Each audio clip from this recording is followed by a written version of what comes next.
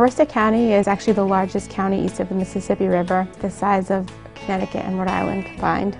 Very rural. It is a county of approximately 71,000 people. We do have some unique cultures here. 2 Amish communities, a Swedish colony, 2 Native American bands, French Canadian or Acadian culture, as well as Irish English heritage.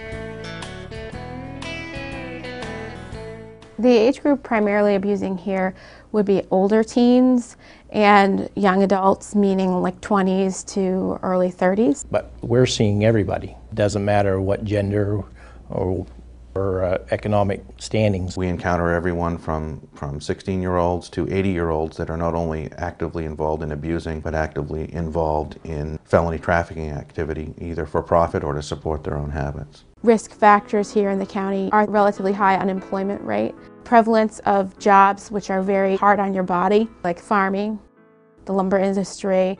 It is so rural. Youth don't have as much to do necessarily as in more urban locations. We dole out a lot of prescriptions in Maine, which means that there is a surplus of these powerful narcotic painkillers in medicine cabinets and in people's pockets. Clearly, many of those are unneeded and unused and are sold on the street instead of being used properly.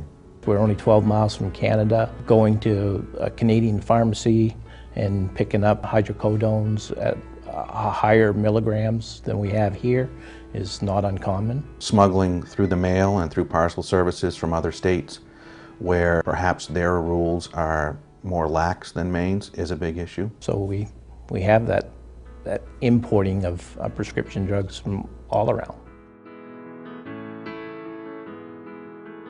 Our strategy for addressing prescription abuse has had several facets. We've done public education, which has focused on educating parents and adults about where youth get prescriptions and then what they can do to prevent access. We've also promoted take-back events. The police departments in the county have all committed to collect prescriptions 24 hours a day, 7 days a week. 80% of my crimes had some type of prescription drug involvement. So we felt that if we could get the prescriptions out of the homes, they would be less likely to have some type of invasion.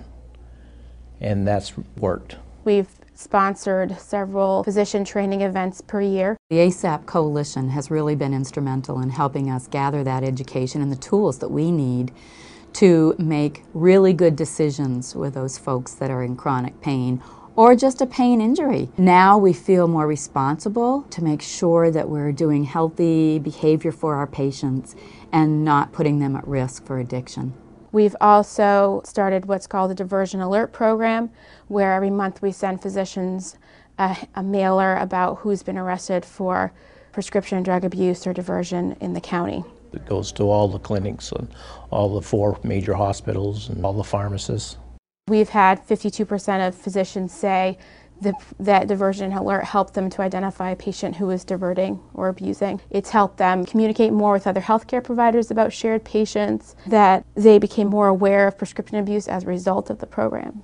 When you look at that and you identify a patient that's yours or a patient that you think might be in our practice, that's where we really can get on top of what's happening. We usually call the patients in. We'll look at right then a drug screen, a pill count. If any of those things are off, then they know they can be discharged from our practice. Since diversion alert has been out there, that the medical community has felt much more comfortable having conversations with law enforcement and vice versa.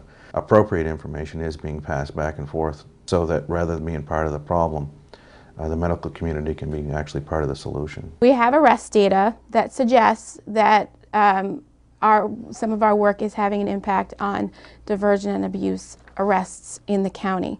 In 2010, the arrests for prescription abuse and diversion decreased from 63% to 43%. I wasn't entirely sure when we went into this effort that it would last. I wasn't entirely sure that it would be successful.